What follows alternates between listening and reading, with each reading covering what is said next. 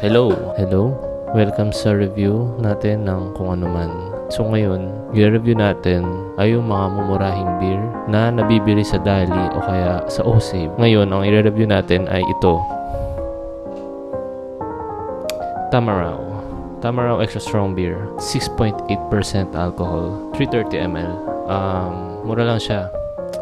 Mura lang. Ewan ko. Parang comparable siguro siya sa Red Horse. So, tingnan natin.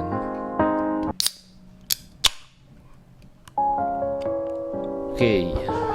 Nabuksan na natin. Cheers.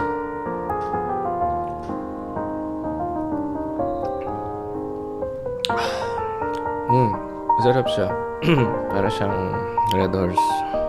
7/10.